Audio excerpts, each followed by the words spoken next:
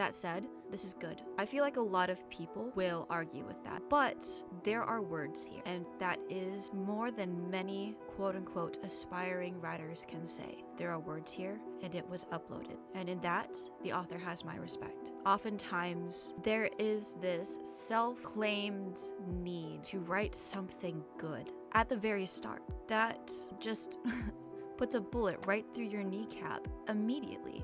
Once, however, you come to the realization that you don't need to be good at the very beginning, that you don't need to start out producing Franz Kafka level writing off the bat, you free yourself.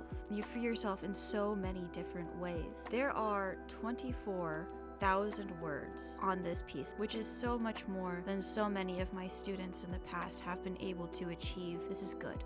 This is an excellent start.